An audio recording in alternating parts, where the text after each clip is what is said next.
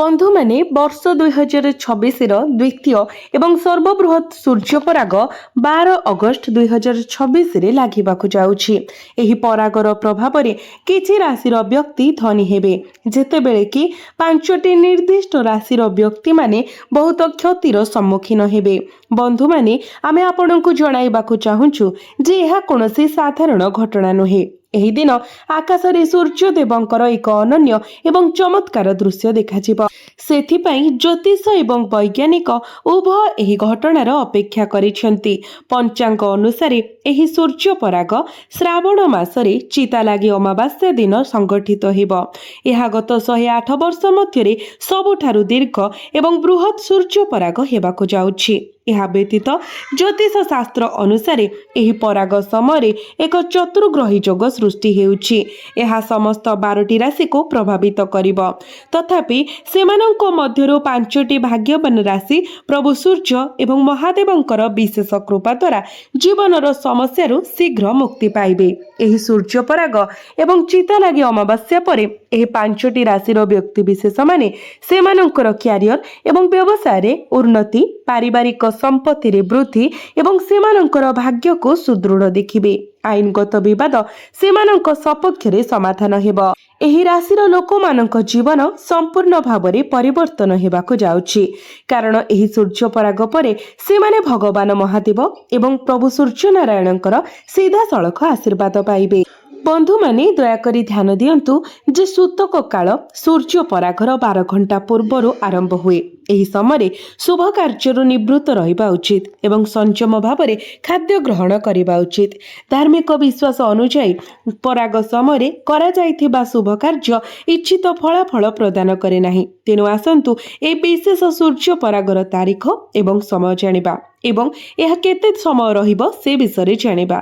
तो बंधु माने यह भारत रे तथा ओडिसा रे दृश्यमान हेबो ना नाही एवं 12टी राशि मध्यरु केउ 5टी भाग्यवान राशि जो मानकर भाग्य एही सूर्य पराग परे चमकिबाकु जाउछि। तो बंधु माने ज्योतिष शास्त्र रे कुहा जाइछि जे जहा उपरे भगवान महादेव एवं देवी लक्ष्मींकर कृपा दृष्टि पड़ी थाए ताहार भाग्य तुरंत परिवर्तन हुए, भाग्य परिवर्तन हुए एवं जीवन रे नूतन सुजोग सृष्टि हुए। तेणु आपणको ए भिडियोटी को ध्यानपूर्वक देखिबा पाई अनुरोध करुछि। तो बंधु माने भिडियोटी रे आगो को बढ़िबा पूर्वरु जदि आपण माने मां लक्ष्मी को अंतररु श्रद्धा करुथांती, भक्ति करुथांती, तेबे कमेंट बॉक्स रे जय मां लक्ष्मी निश्चय लिखंतु एवं भिडियोटी को लाइक करी चैनल टी को सब्सक्राइब करी दियंतु। तेबे बंधु माने यह कोनोसी साधारण सूर्य पराग नुहे, यह एक अत्यंत विशेष एवं दुर्लभ सूर्य पराग। ज्योतिष शास्त्र अनुसार प्रति 108 वर्ष रे केवल थरे घटे। एही दिन किछि भाग्यवान राशिर भाग्य संपूर्ण परिवर्तन हेबो। तो प्रथमे आसंतु जानिबा एही सूर्य पराग केबे हेबो, सूतक समय केउ पर ठारू आरंभ हेबो एवं एहार धार्मिक एवं ज्योतिष प्रभाव कौन हेबो। तो भारतीय मानक समय अनुसार एही सूर्य पराग 12 अगस्त 2026 रे सकाळ 7:21 रे आरंभ होई 12:45 रे शेष हेबो। यह एक पूर्ण सूर्य ग्रहण हेबो एवं एहार प्रभाव सारा विश्व रे दृश्यमान हेबो। वैज्ञानिक माने व्याख्या करिसेंती जे एही आश्चर्यजनक खगोलीय घटना जहाकू सूर्य पराग कहा जाय सेतेबेले घटे जेतेबेले चंद्र सूर्य एवं पृथ्वी मध्य निजको अवस्थित करी सूर्यंक आलोक को संपूर्ण भावरे आच्छादित करी दिए। पूर्ण सूर्य पराग समय जेतेबेले चंद्र सूर्य को संपूर्ण भावरे आच्छादित करे केवल सौर किरणर बाह्य सीमा दृश्यमान हुए एवं आकाश कला हो जाए। एही दृश्य प्रकृत रे रहस्यमय एवं अन्य कोनोसी जगत परि देखा जाए। तो बंधु माने एही सूर्य पराग समय एक चतुर्ग्रही जोग मध्य सृष्टि हेउछि। तो बंधु माने आपण माने जानि रखिबा पाई मु कहि देउछि जे एहा भारत रे तथा ओडिसा रे दृश्यमान हेबो नाही। एहा भारत पाई आंशिक सूर्य पराग हेबो। तेणु एहार कौनसी भी नियम आमर भारत रे किंबा ओडिसा रे पालनीय हेबो नाही। सूतक काल किंबा हांडी छाड़ नियम कौनसी भी नियम पालनीय हेबो नाही। किंतु जेहेतु यह एक महाजागतिक घटना तेणु यार प्रभाव 12टी जाक राशि उपरे पड़िबो एवं 5टी राशि उपरे यार शुभ प्रभाव पड़िबाकु जाउछि। एही संयोजन महालक्ष्मी जोग, धन जोग, नक्षत्र जोग एवं अमृत सिद्धि जोग भली शुभ मिश्रण सृष्टि करिबो। ପାଞ୍ଚଟି ରାଶି ଏହି ଶୁଭ ସଂଯୋଜନର ସିଧାସଳଖ ଲାଭ ପାଇବାକୁ ଯାଉଛନ୍ତି। ବନ୍ଧୁମାନେ, ଯେହେତୁ ଏହି ସୂର୍ଯ୍ୟ ପରାଗଟି ଚିତା ଲାଗି ଅମାବାସ୍ୟା ଦିନ ପଡୁଛି, ତ ଶାସ୍ତ୍ର ଅନୁସାରେ କୁହାଯାଏ ଯେ ଏହି ଦିନ ଦେବୀ ପାର୍ବତୀ ଏବଂ ଭଗବାନ ଭୋଳାଶଙ୍କର ମହା ଆନନ୍ଦରେ ଥାନ୍ତି ଏବଂ ସେମାନଙ୍କ ଭକ୍ତମାନଙ୍କ ଉପରେ ଅପାର କୃପା ବର୍ଷା କରନ୍ତି, ଯାହାଫଳରେ ଏହି ପାଞ୍ଚଟି ନିର୍ଦ୍ଦିଷ୍ଟ ରାଶି ଭଗବାନ ମହାଦେବ ଏବଂ ଦେବୀ ପାର୍ବତୀଙ୍କର ବିଶେଷ ଆଶୀର୍ବାଦ ପାଇବାକୁ ଯାଉଛନ୍ତି। ସୂର୍ଯ୍ୟ ପରାଗ ପରେ ସେମାନଙ୍କ ଜୀବନ ଧନ, ସମୃଦ୍ଧି, ସଫଳତା ଏବଂ ଖୁସିରେ ପରିପୂର୍ଣ୍ଣ ହେବ। ସମ୍ପୂର୍ଣ୍ଣ ଏକ ବର୍ଷ ପାଇଁ ସେମାନେ କୌଣସି ଆର୍ଥିକ ଅସୁବିଧାର ସମ୍ମୁଖୀନ ହେବେ ନାହିଁ। ଏହି ବର୍ଷର ଶେଷ ସୂର୍ଯ୍ୟ ପରାଗ ଭାରତରେ ଦୃଶ୍ୟମାନ ହେବ ନାହିଁ। ଏହା ସହିତ ଏହି ଚମତ୍କାର ଘଟଣା ଦକ୍ଷିଣ ପ୍ରଶାନ୍ତ ମହାସାଗର, ନ୍ୟୁଜିଲ୍ୟାଣ୍ଡ, ଅଷ୍ଟ୍ରେଲିଆ, ଆଫ୍ରିକା, ଭାରତ ମହାସାଗର, ଆଟଲାଣ୍ଟିକ ମହାସାଗର, ଦକ୍ଷିଣ ମହାସାଗର, ପଲିନେସିଆ, ମେଲାନେସିଆ, ନର୍ଫୋକ୍ ଦ୍ୱୀପ, ଆକ୍ଲାଣ୍ଡ, କ୍ରାଇଷ୍ଟଚର୍ଚ୍ଚ, ୱେଲିଂଟନ ଏବଂ ନ୍ୟୁଜିଲ୍ୟାଣ୍ଡର ଅନ୍ୟାନ୍ୟ ଅଂଶରେ ଦୃଶ୍ୟମାନ ହେବ। ତେଣୁ ଏହା ଭାରତରେ ପାଳନୀୟ ନୁହେଁ। ବନ୍ଧୁମାନେ, ଚତୁର୍ଗ୍ରହୀ ଯୋଗ ଏବଂ ଅନ୍ୟାନ୍ୟ ଶୁଭ ଗ୍ରହ ସଂଯୋଗର ଗଠନ ହେତୁ ଯଦି ଆପଣ ଏହି ଦିନ ଶାନ୍ତିପୂର୍ଣ୍ଣ ଭାବରେ ଏବଂ ଜ୍ୟୋତିଷ ଶାସ୍ତ୍ର ଅନୁସାରେ ନିର୍ଦ୍ଦିଷ୍ଟ ପ୍ରତିକାର କରନ୍ତି, ତେବେ ଆପଣଙ୍କ ପରିବାର ସାରା ବର୍ଷ ଧନର ଅଭାବର ସମ୍ମୁଖୀନ ହେବ ନାହିଁ। ଆପଣଙ୍କୁ ସର୍ବଦା ଦେବୀ ଲକ୍ଷ୍ମୀଙ୍କର ଆଶୀର୍ବାଦ ମିଳିବ। ଆପଣଙ୍କ ଗୃହରେ ସକାରାତ୍ମକ ଶକ୍ତି ପ୍ରଭାବିତ ହେବ, ଯାହା ନିରନ୍ତର ପ୍ରାଚୁର୍ଯ୍ୟ ଏବଂ ପ୍ରଗତି ସୁନିଶ୍ଚିତ କରିବ। ତ ବନ୍ଧୁମାନେ, ଆସନ୍ତୁ ଜାଣିବା ଯେ ଏହି ଚମତ୍କାର ସୂର୍ଯ୍ୟ ପରାଗ ପରଠାରୁ କେଉଁ ରାଶିମାନଙ୍କର ଭାଗ୍ୟ ସୁନା ଭଳି ଚମକିବାକୁ ଯାଉଛି। ତ ବନ୍ଧୁମାନେ, ପ୍ରଥମ ରାଶିଟି ହେଉଛି କର୍କଟ ରାଶି, କାରଣ ଏହି ସୂର୍ଯ୍ୟ ପରାଗ କର୍କଟ ରାଶିରେ ସଂଗଠିତ ହେବାକୁ ଯାଉଛି। ତ ଯଦି ଆପଣ କର୍କଟ ରାଶିର ବ୍ୟକ୍ତିବିଶେଷ ଅଟନ୍ତି ଏବଂ ଦୀର୍ଘ ସମୟ ଧରି ଅସୁସ୍ଥ ଅଛନ୍ତି, ତେବେ ଆପଣ ଏବେ ଭଗବାନ ସୂର୍ଯ୍ୟଦେବଙ୍କର ବିଶେଷ କୃପା ଦ୍ୱାରା ଆପଣଙ୍କର ରୋଗରୁ ମୁକ୍ତି ପାଇବେ। ଏହି ସୂର୍ଯ୍ୟ ପରାଗ ପରେ ଆପଣ ହଠାତ୍ ଆର୍ଥିକ ଲାଭ ପାଇବା ଆରମ୍ଭ କରିବେ। ଦେବୀ ଲକ୍ଷ୍ମୀଙ୍କ କୃପା ଦ୍ୱାରା ଆପଣଙ୍କର ଧନ ବୃଦ୍ଧି ପାଇବ ଏବଂ ଆପଣ ଆପଣଙ୍କର ବ୍ୟବସାୟ ଏବଂ କ୍ୟାରିୟରରେ ପ୍ରଗତି ଦେଖିବେ। କର୍କଟ ରାଶିର ବ୍ୟକ୍ତିବିଶେଷମାନେ ଦୀର୍ଘ ସମୟ ଧରି ସେମାନଙ୍କ ବ୍ୟବସାୟରେ କ୍ଷତି ସହି ଆସୁଛନ୍ତି, କିନ୍ତୁ ଏହି ସୂର୍ଯ୍ୟ ପରାଗ ପରେ ଆପଣ ଆଉ ଏପରି ଅସୁବିଧାର ସମ୍ମୁଖୀନ ହେବେ ନାହିଁ। ଆପଣଙ୍କର ଅସମାପ୍ତ କାର୍ଯ୍ୟ ସମାପ୍ତ ହେବ ଏବଂ ସମାଜରେ ଆପଣଙ୍କର ମାନ ସମ୍ମାନ ବୃଦ୍ଧି ପାଇବ। ଯଦି ଆପଣ ସାରା ବର୍ଷ ଦେବୀ ଲକ୍ଷ୍ମୀଙ୍କର କୃପା ଆପଣଙ୍କ ସହିତ ରହୁ ବୋଲି ଚାହାନ୍ତି, ତେବେ ପ୍ରତ୍ୟେକ ଶୁକ୍ରବାର ଆପଣ କୌଣସି ବି ସଦାବହାର ଗଛ ମୂଳରେ ଜଳ ଅର୍ପଣ କରନ୍ତୁ।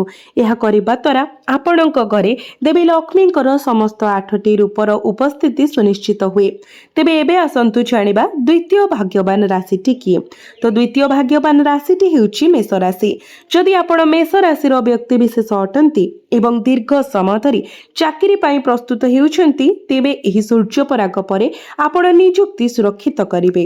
ଆପଣ ବହୁଦିନ ଧରି ଭୟ ଏବଂ ଅନିଶ୍ଚିତତାରେ ପୀଡ଼ିତ ଅଛନ୍ତି, ବିଭିନ୍ନ ଚିନ୍ତା ଦ୍ୱାରା ବିଚଳିତ ଅଛନ୍ତି, କିନ୍ତୁ ଏବେ ଆପଣଙ୍କ ଅନ୍ତର ଶାନ୍ତି ପାଇବ। ଆଗାମୀ ସୂର୍ଯ୍ୟ ପରାଗ ପରେ ମେଷ ରାଶିର ବ୍ୟକ୍ତିବିଶେଷମାନଙ୍କ ପାଇଁ ଚମତ୍କାର ପରିବର୍ତ୍ତନ ଆସିବାକୁ ଯାଉଛି। ଆପଣଙ୍କ ପରିବାର ଏବଂ ସମାଜ ମଧ୍ୟରେ ଆପଣଙ୍କର ପ୍ରତିଷ୍ଠା ବୃଦ୍ଧି ପାଇବ, ପଥ ଖୋଲିଯିବ, ଯାହାଦ୍ୱାରା ଆପଣ ଧନ, ସୁଖ, ସମୃଦ୍ଧି ଏବଂ ଐଶ୍ୱର୍ଯ୍ୟ ହାସଲ କରିପାରିବେ।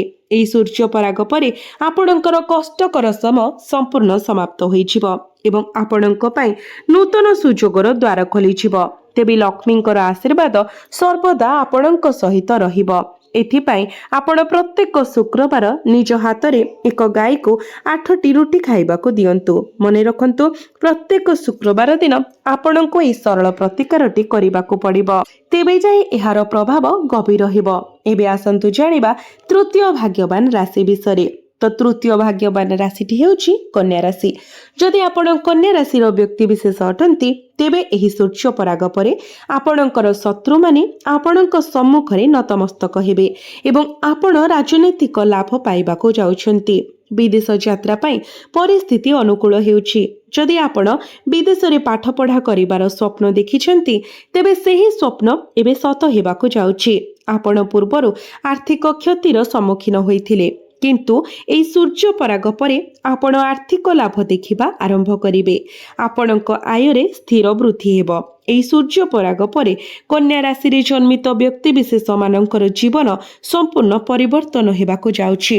ଆପଣ ଗୁରୁତ୍ୱପୂର୍ଣ୍ଣ ଆର୍ଥିକ ସୁଯୋଗ ଏବଂ ନୂତନ ବ୍ୟବସାୟିକ ସମ୍ପର୍କ ଗଠନ ଦେଖିବେ। ଆପଣଙ୍କ ପରିବାର ମଧ୍ୟରେ ଶାନ୍ତି ଏବଂ ଖୁସିର ବାତାବରଣ ବିରାଜମାନ ହେବ। ଯଦି ଆପଣ କନ୍ୟା ରାଶିର ବ୍ୟକ୍ତିବିଶେଷ ଅଟନ୍ତି, ତେବେ ପ୍ରତ୍ୟେକ ଦିନ ସ୍ନାନ ପରେ କିମ୍ବା ପ୍ରତ୍ୟେକ ଶୁକ୍ରବାର ଦିନ ସ୍ନାନ ପରେ ଆପଣଙ୍କ ଘରର ମନ୍ଦିରରେ ରାଶି ତେଲରେ ପୂର୍ଣ୍ଣ ଦୀପ ଜଳାଇବାକୁ ଭୁଲନ୍ତୁ ନାହିଁ। ଏହା କରିବା ଦ୍ୱାରା ଆପଣଙ୍କ ଉପରେ ଦେବୀ ଲକ୍ଷ୍ମୀଙ୍କର ନିରନ୍ତର କୃପା ବର୍ଷା ହେବ। ଏବେ ଆସନ୍ତୁ ଜାଣିବା ଚତୁର୍ଥ ରାଶିଟି ବିଷୟରେ। ତ ଚତୁର୍ଥ ଭାଗ୍ୟବାନ ରାଶି ହେଉଛି ତୁଳା ରାଶି। ଯଦି ଆପଣ ତୁଳା ରାଶିର ବ୍ୟକ୍ତିବିଶେଷ ଅଟନ୍ତି ଏବଂ ଆପଣଙ୍କର ବ୍ୟବସାୟ ଦୀର୍ଘ ସମୟ ଧରି ମାନ୍ଦା ଅଛି, ତେବେ ଏହା ଏବେ ପୁନର୍ବାର ଆଗକୁ ବଢ଼ିବ। ବଜାରରେ ଫସି ରହିଥିବା ଟଙ୍କା ମଧ୍ୟ ଆପଣ ଫେରି ପାଇବେ। ତୁଳା ରାଶିର ଲୋକଙ୍କ ପାଇଁ ସମ୍ପତ୍ତି କିମ୍ବା ଯାନବାହନ କିଣିବା ପାଇଁ ପରିସ୍ଥିତି ଅନୁକୂଳ ହେଉଛି। ଏହି ସୂର୍ଯ୍ୟ ପରାଗ ପରେ ନିଯୁକ୍ତି ସୁରକ୍ଷିତ ହେବାର ମଧ୍ୟ ସୂଚନା ମିଳୁଛି। ଯଦି ଆପଣ ଦୀର୍ଘ ସମୟ ଧରି ଚାକିରି ପାଇଁ ପ୍ରସ୍ତୁତି କରୁଛନ୍ତି, ତେବେ ସେହି ଆକାଂକ୍ଷା ଏବେ ପୂରଣ ହେବ। ଆପଣ ଯଦି ଯୋଗ୍ୟ ଅଛନ୍ତି, ତେବେ ଆପଣଙ୍କ ପାଇଁ ବିବାହ ସମ୍ଭାବନା ଖୋଲି ଯାଉଛି। ଯେଉଁମାନେ ଗର୍ଭଧାରଣ ପାଇଁ ସଂଘର୍ଷ କରୁଛନ୍ତି, ସେମାନେ ଏବେ ପିତାମାତା ହେବାର ଆନନ୍ଦ ଅନୁଭବ କରିପାରିବେ। ଏହି ସୂର୍ଯ୍ୟ ପରାଗ ପରେ ଆପଣଙ୍କ ଘରେ ଏକ ସନ୍ତାନର ଆଗମନ ହେବାକୁ ଯାଉଛି ଏବଂ ଏକ ବୁଦ୍ଧିମାନ ସନ୍ତାନ ଆପଣଙ୍କ ପରିବାରର ବଂଶକୁ ସମ୍ମାନ ଆଣିଦେବ।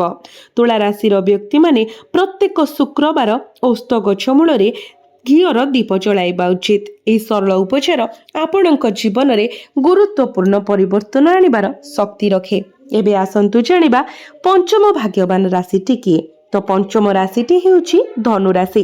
ଯଦି ଆପଣ ଧନୁ ରାଶିର ବ୍ୟକ୍ତିବିଶେଷ ଅଟନ୍ତି ଏବଂ ଦୀର୍ଘ ଦିନ ଧରି ଅସୁସ୍ଥ ଅଛନ୍ତି, ତେବେ ଏହି ସୂର୍ଯ୍ୟ ପରାଗ ପରେ ଆପଣଙ୍କର ରୋଗ ଦୂର ହୋଇଯିବ। ଯଦି ଆପଣ ଚାକିରି ପାଇଁ ପ୍ରସ୍ତୁତି କରୁଛନ୍ତି, ତେବେ ଆପଣ ନିଯୁକ୍ତି ପାଇବେ। ଯଦି ଆପଣ କୌଣସି ସମ୍ପତ୍ତି ବିକ୍ରି କରିପାରୁନଥିଲେ, ତେବେ ଏହା ଏବେ ବିକ୍ରି ହେବା ପାଇଁ ଯାଉଛି। ଆପଣଙ୍କ ପାଇଁ ବିବାହ ସମ୍ଭାବନା ମଧ୍ୟ ଉଭା ହେଉଛି। ଯଦି ଆପଣ କୌଣସି ନିର୍ଦ୍ଦିଷ୍ଟ ବ୍ୟକ୍ତିଙ୍କୁ ବିବାହ କରିବାକୁ ଚାହାନ୍ତି, ତେବେ ସେହି ଇଚ୍ଛା ଆପଣଙ୍କର ପୂରଣ ହେବ। ଏବେଠାରୁ ଆପଣ ନେଉଥିବା ଯେକୌଣସି ଆର୍ଥିକ ନିଷ୍ପତ୍ତି କେବଳ ଲାଭ ପାଇଁ କିଛି ଦେବ ନାହିଁ। ସୂର୍ଯ୍ୟ ପରାଗ ପରେ ଶୁକ୍ର ଗ୍ରହ ଆପଣଙ୍କୁ ବିଶେଷ ସମର୍ଥନ ପ୍ରଦାନ କରିବା ଆରମ୍ଭ କରିବେ।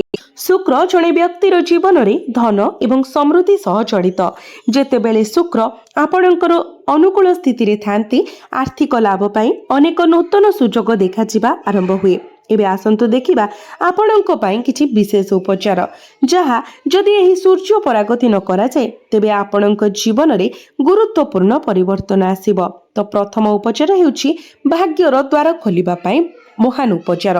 ଯଦି ଆପଣ ସର୍ବଦା ଆପଣଙ୍କ ସହିତ ସୌଭାଗ୍ୟ ରହୁ ବୋଲି ଚାହାନ୍ତି, ତେବେ ସୂର୍ଯ୍ୟ ପରାଗ ଆରମ୍ଭ ହେବାର ଗୋଟିଏ ଦିନ ପୂର୍ବରୁ କିମ୍ବା ଠିକ୍ ପୂର୍ବରୁ ଏକ ତାଲା ଏବଂ ଚାବି କିଣନ୍ତୁ। ଗ୍ରହଣ ଆରମ୍ଭ ହେବା ପୂର୍ବରୁ ଏଗୁଡ଼ିକ ଆପଣଙ୍କ ଛାତ ଉପରେ ରଖନ୍ତୁ। ତା ପରଦିନ ଅଗଷ୍ଟ 13 ତାରିଖ ଦିନ ମନ୍ଦିରର ପୁରୋହିତଙ୍କୁ ତାଲା ଏବଂ ଚାବି ଦାନ କରନ୍ତୁ। ଏହି ସରଳ ଉପାୟ ଆପଣଙ୍କ ଭାଗ୍ୟର ବନ୍ଦ ଦ୍ୱାର ଖୋଲିଦେବ ଏବଂ ଆପଣଙ୍କ ପାଇଁ ନୂତନ ସୁଯୋଗ ଖୋଲିଦେବ। ଦ୍ୱିତୀୟ ଉପାୟ ହେଉଛି ଦୁର୍ଭାଗ୍ୟରୁ ମୁକ୍ତି ପାଇଁ। ଯଦି ଆପଣ ଭାବୁଛନ୍ତି ଯେ ଆପଣଙ୍କ କୁଣ୍ଡଳୀରେ ଶନି ଦୋଷ, ମଙ୍ଗଳ ଦୋଷ କିମ୍ବା କୌଣସି ନକାରାତ୍ମକ ଶକ୍ତି ଦ୍ୱାରା ଆପଣ ପ୍ରଭାବିତ, ତେବେ ସୂର୍ଯ୍ୟ ପରାଗ ଆରମ୍ଭ ହେବା ମାତ୍ରେ ମୁଠାଏ କଳା ଗୋଲମରିଚ ନିଅନ୍ତୁ ଏବଂ ସେଗୁଡ଼ିକୁ ଆପଣଙ୍କ ଶରୀରରେ ମୁଣ୍ଡରୁ ପାଦ ପର୍ଯ୍ୟନ୍ତ 8 ଥର ଘୁରାନ୍ତୁ। ତାପରେ ସେଗୁଡ଼ିକୁ ଏକ ମାଟି ପାତ୍ରରେ ରଖନ୍ତୁ ଏବଂ ତାପରେ ତାକୁ ଜଳାଇ ଦିଅନ୍ତୁ। ଏହା କରିବା ଦ୍ୱାରା ଆପଣଙ୍କ ଜୀବନରେ ଥିବା ସମସ୍ତ ଦୁଃଖ ଦୂର ହୋଇଯିବ ଏବଂ ଆପଣ ତୁରନ୍ତ ଆଶ୍ୱସ୍ତି ଏବଂ ହାଲୁକା ଅନୁଭବ କରିବେ। ତୃତୀୟ ଉପାୟଟି ହେଉଛି ଆପଣଙ୍କ ଘରକୁ ଆର୍ଥିକ ପ୍ରାଚୁର୍ଯ୍ୟ ଆକର୍ଷିତ କରିବ। ଯଦି ଆପଣ ନିଶ୍ଚିତ କରିବାକୁ ଚାହୁଁଛନ୍ତି ଯେ ଆପଣଙ୍କ ଘରେ କେବେ ଧନର ଅଭାବ ନ ହେଉ, ତେବେ ସୂର୍ଯ୍ୟ ପରାଗ ସମୟରେ ଆପଣଙ୍କର ପୂଜା ଘରେ ଏକ ଲାଲ କପଡ଼ା ଭିତରେ କିଛି ଗୋଟା ଧଣିଆ ରଖନ୍ତୁ। ଏକ ଛୋଟ ପୁଟୁଳି ପ୍ରସ୍ତୁତ କରନ୍ତୁ ଏବଂ ତା ପାଖରେ ଗୋଟିଏ ଘିଅର ଦୀପ ଜଳାନ୍ତୁ। ହାତରେ ଏହି ପୁଟୁଳିକୁ ଧରି ଦେବୀ ଲକ୍ଷ୍ମୀଙ୍କର ବୀଜ ମନ୍ତ୍ର ଓମ୍ ମହାଲକ୍ଷ୍ମୀ ନମଃ 11 ଥର ଜପ କରନ୍ତୁ। ତାପରେ ଏହି ପୁଟୁଳିକୁ ସୁରକ୍ଷିତ ଭାବରେ ଆପଣଙ୍କର ଟଙ୍କା ରଖୁଥିବା ସ୍ଥାନରେ ରଖିଦିଅନ୍ତୁ। ଏହି ପୁଟୁଳି ଆପଣଙ୍କ ପାଇଁ ଦେବୀ ଲକ୍ଷ୍ମୀଙ୍କର ଆଶୀର୍ବାଦର ଏକ ଉତ୍ସ ଭାବରେ କାର୍ଯ୍ୟ କରିବ। ଆପଣଙ୍କ ଘରକୁ ପ୍ରଚୁର ଧନ ଆକର୍ଷିତ କରିବ।